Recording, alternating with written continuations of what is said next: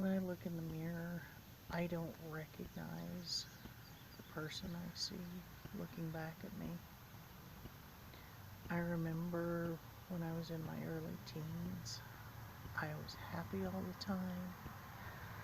I had hopes and dreams. I thought there was nothing I couldn't accomplish if I worked hard enough. But somewhere over time I changed. People kept telling me how ugly I was, how fat I was, that I was worthless, that I was useless, I'd never amount to anything. And somewhere along the way, I started believing those words. I gave those words life and power, and they took over everything. And while I was hearing those words, the only friend I had was food. It never said things that hurt my feelings, never rejected me. It was always there. So in high school, I was a chunky 180 pounds. And by the time I was in my early 30s, I was super morbidly obese at 350. I've tried any diet you can think of. Started with Weight Watchers in 5th grade and went to Nutrisystem and counting calories, the carrot diet, the grapefruit diet, juice diet. You name it, I had probably tried it at least once and probably more than once. When I was in 5th grade, all I wanted to do was be a normal kid. But Mom said I was fat and ugly and needed to go on a diet, so she put me on Weight Watchers. Every day she sent me to school with tuna for lunch. Not tuna salad, just plain tuna. Might have a little mustard or steak sauce on it just so I'd choke it down instead of letting it go to waste. And you know kids, they will be kids.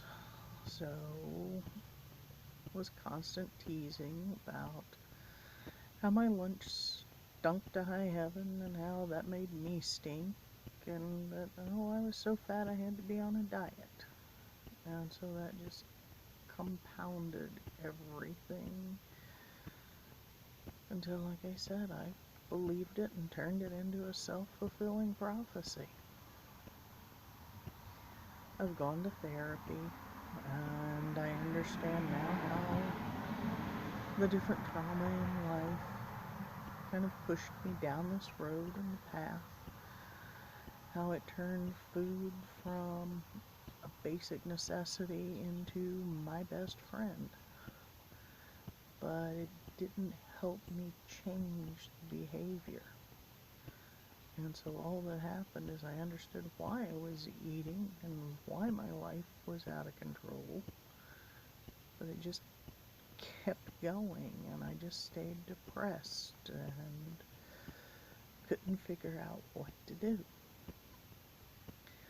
One day at work, I was working with youth, and as the youth is talking, there's this voice in my head that starts saying, "Hey, that's you." We had shared very similar experiences, and I could hear myself telling the kiddo, "Well, why don't you try this? Why don't you do that? It could work for you." And that voice in my head just starts screaming, "You can do it too." So that was my epiphany, pretty much.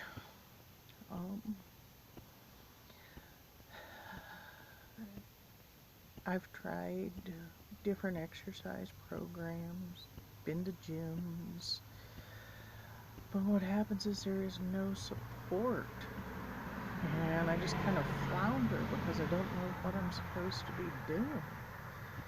And when I don't understand what I'm supposed to be doing, I get bored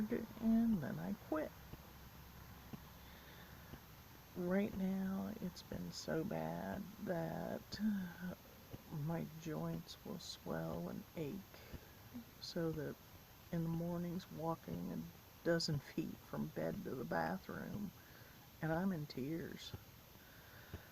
I don't want to use medication. I don't see that as a long-term thing that can be maintained. So I knew I was going to have to find something that would give me support and could work with my lack of mobility. I remember when I was that happy person, I was really interested in martial arts. I thought they moved so graceful and the motions were so beautiful. So I started looking into local dojos to see if any of them could even work with my limited mobility. Looked at what they offered, the different classes and programs, read all the reviews and comments. One of the best rated ones actually offered a trial period. And so I took the plunge and I signed up for Dunham's Martial Arts. I've been going for 2 weeks right now. That first night terrified me. I didn't know what to expect, other than I would be the fat one that couldn't move. But when I got there, the half a dozen other students and the instructors, Mr. Dunham and Mr. Paris, were so sweet and so welcoming. They all kept stressing, just move as good as I could. Don't push it, don't hurt myself. Mr. Dunham and Mr. Paris both keep saying if I need help figuring out how to adapt something, just say so. It's just little steps. Just change 1% at a time and you can do it.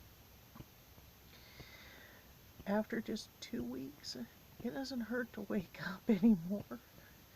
And that has been such a positive. It has been amazing. And that's something I don't ever want to forget. I don't want to lose that. I want to start building on those positive potentials and to create a new life. I want to create something I'm happy with and to become something like that teenager again. And so these videos, for at least the next year, are going to be me figuring out those positive potentials and exploring them. Seeing what can I do and how can I change. And I know right now the best positive potential out there is for me to continue going to Dunham's. I think that is going to be a real life changer, and I can't wait to see what happens. And so, anybody who wants to watch these, I hope you get something out of it. I'm using these for an accountability factor to me. And so, I'll take advice or any kind of positive potential anybody has. Thank you. Good night.